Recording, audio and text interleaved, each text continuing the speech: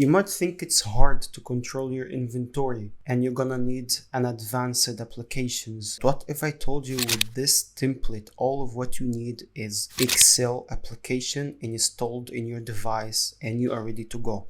First of all, let me show you how you can deal with this. And to download this template, you can find the link in the description and in the first comment. As you can see, the interface is really modern. Here on the left side, we are having the navigations. So for example, now I'm in the inventory section. I can simply go to the purchases section and it's right away taking you to this place here. You can navigate back to sales or to the inventory. So for the first look, as you can see here, we are having this top panel. It's showing you the inventory value you have of all the products existing on land in your inventory. You can filter here using this slicer based on the status. If you just click it here, out of stock, it will show you what are the products that they are out of stock. The same for low stock or in stock. To go back, you just need to click here, and in this part it's showing you the total amount of products that they are in low stock or out of stock. So a quick preview, for example, here I have 2 products out of stock. Let's say I have a long list of products here, so all of what I need to do is going back here, out of stock, go to this part, click here. Here are the 2 products out of stock. So as you can see here, I have USB-C hub. Let me go back. In this case, I will need to go to the USB-C hub to buy. I will go to the purchases here and just make sure of the ID. In this case, it's PR003. Just click here in out of stock, and as you can see, the 2 products appeared. The first one is USB-C. In this case, the threshold 25, which is the minimum number that I can't get less than this one. The product ID for the USB-C hub is BR003. Let me go back. We'll go to the purchases part, then go down, select from the drop down list here the BR003. As you can see, appeared for us. You're gonna choose your supplier. So for example, you have a list of suppliers here. You can go back here anytime to see which supplier is supplying this. In this case, let's see this one. It's USB driver or HDDs. In this case, it's the supplier here, MegaTech. It's SU005. You go back here to the purchases, then this one here is 005, and in this case you just select the date of the day. Let's say I'm ordering today, and about the units purchased, as we said, it's 25 the threshold. Let's buy 30 for example, and I agreed with the supplier that price per unit it's going to be $10, so the total bill it will be 300, as you can see. Let's go back to the inventory to see. So here out of stock, it's only 1 in this case because we already bought this other one. If you went back here to the USB-C hub, if you have a long list of products here, you just can come up here and type USB. It will appear here for you. You just need to click OK. As you can see, appeared. So in total, I purchased 30. I didn't sell anything yet.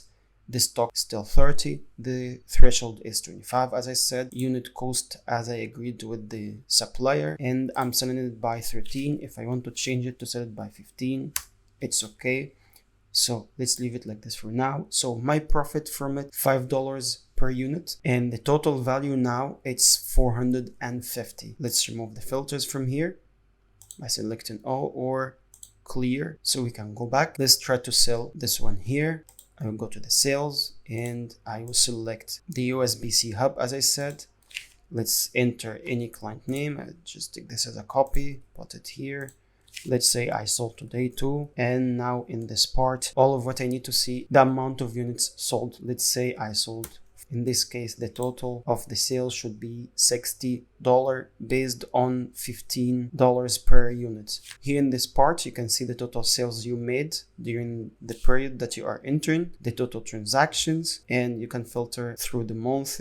Just click in June, will give you all the sales of June. How it's working to add a new item. First thing, we will go to the inventory tab and I'm going to add the ID. It can be anything but need to be unique, not existing here before. So let's say I will add PR0 15. Let's say the name of it, it's screen. And as you can see, there are things already in red. Anything here in red, it means that it's with a formula that you can't edit. In this case, if we went to the threshold, we are going to identify the minimum quantity. I can't be less than this. In this case, let's say 5, and leave this part of units price. So I don't know yet how much it will cost me to buy everyone. Okay, so I will go here to the suppliers that I can add any supplier I want. Let's say a new supplier I'm gonna add SU017. Let's say here the items supplied can be Dell screens, or we can just simply go to the in 1 year if it's selling, depend. In our case here, the reorder amount, let's say the supplier is not accepting less than one specific amount, let's say not accepting less than 2, and the estimated delivery, let's say, is not less than 3 days. Okay, let's go back here to the purchases. Now I need to buy this one from the supplier. I select this last one here. As you can see, it's Dell screen, and the supplier is